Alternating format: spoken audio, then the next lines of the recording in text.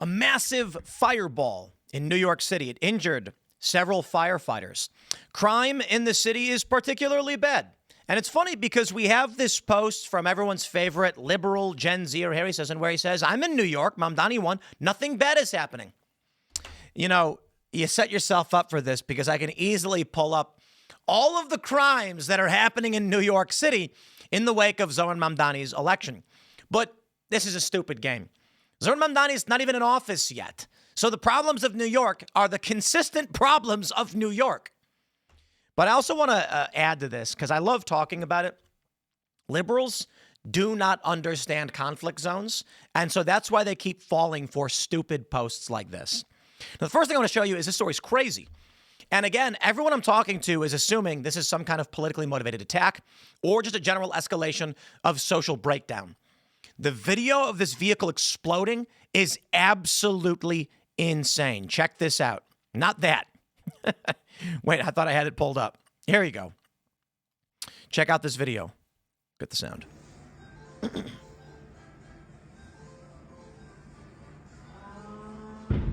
Oh!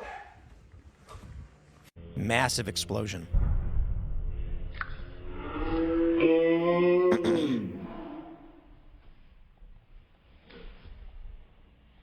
Now, this injured several firefighters. I don't believe we have information on what exactly happened with this explosion or why it happened.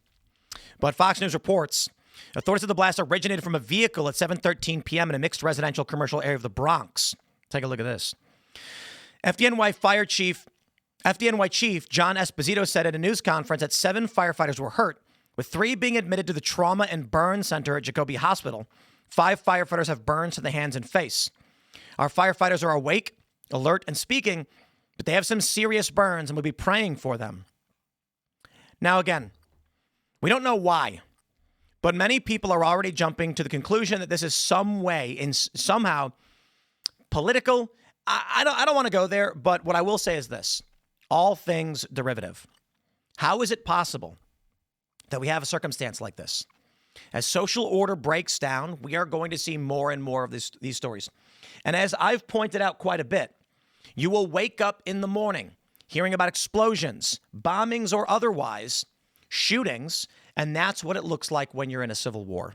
I'm not saying this is a battle or a civil war action. I'm saying you won't know the difference. Social order will break down. Rogues and opportunists will take advantage of the chaos. And that's why Abraham Lincoln, not the only reason, but it's why he suspended habeas corpus. Now I'm going to show you this beautiful tweet from our friend Harry Sisson. He's not too smart, is he, huh? He says, guys, I'm boots on the ground in war-ravaged New York City. There is crime everywhere and the communists have taken over. Look at all these burning cars and crime in the background. I'm very scared. Please help.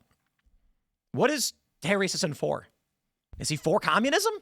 Seems like he's for whatever just is apparently left, I guess. What I love about this is we have an explosion in New York. We don't know why. Several firefighters are injured.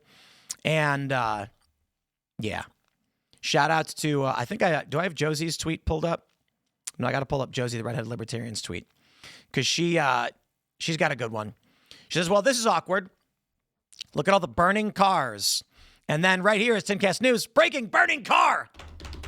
Okay, first of all, crime. Let's go. 4 people dead in apparent murder-suicide. November 5th, New York. Second slashing in 48 hours takes place in the Upper West Side, November 3rd.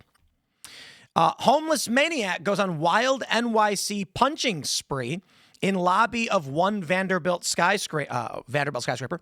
That's from yesterday. We've got this. NYC strap hanger stabbed on subway platform, stumbles into train car seeking help. It just keeps going. Fedora-wearing bicyclists who scrawled swastikas at NYC yeshiva caught on video. So what was it all about that there, Harry Sisson? Guys, first, I'll point a few things out. When communism comes in, you don't get an immediate collapse. Socialists and communist policy begin to extract resources and labor. They burn it up really, really quickly. A few years later, there's no more resources left. Why would Harry Sisson think that he's going to see burning cars everywhere?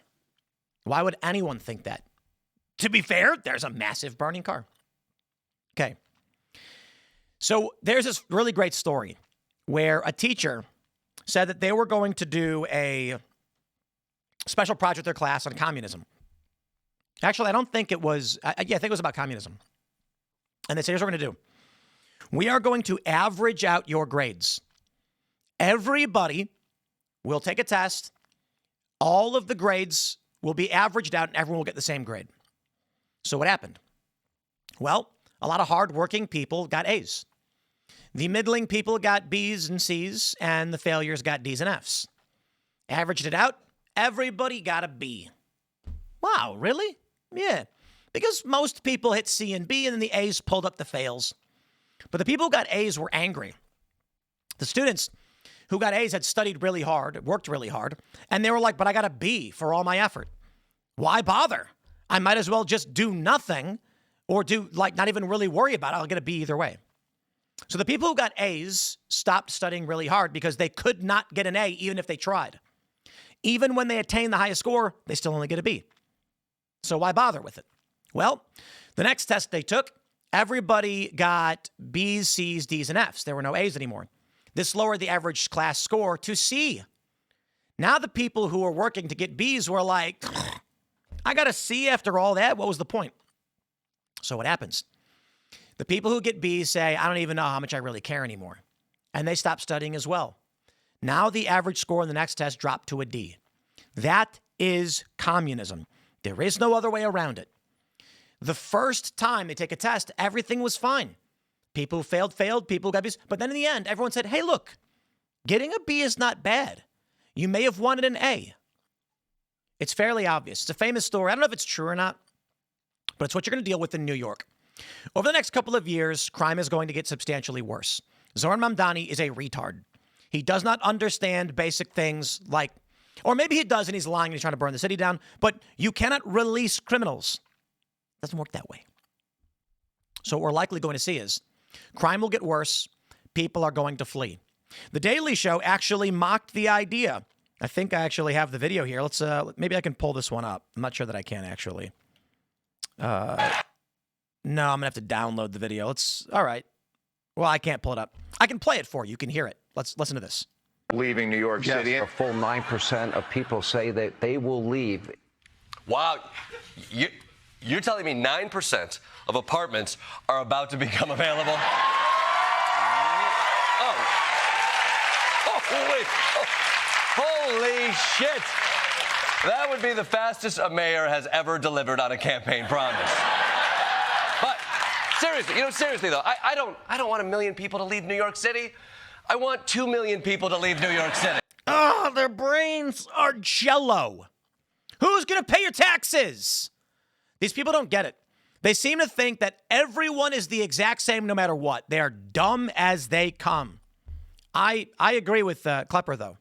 Leave New York, let it fall, and strip them of their political power. That would be preferable, in my opinion. The end result is going to be there is no tax base, so there are no free buses. There are no buses at all. Property values collapse because they're full of scum and broken pipes. Criminals are running the streets. Nobody wants to run a business in New York.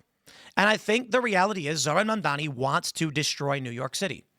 Foreign individuals want to gut and burn our cities to the ground. I think that's fair and fairly obvious. So what? What do? Trump needs to go in and prevent that from happening. You know, a lot of people don't want to accept it, but I think that's the reality. Federal emergency intervention to prevent the city from becoming a nightmare shellhole. But I want to give this one to our friend Harry Sisson. They don't understand these libs, these soft-bellied cookie dough people. And good times make weak men. I implore Harry to go to the Middle East, go to some actual war-torn area, go to Kiev. And what are you going to see? Most people get on with their lives. Nothing is any different. There's word and report of the war.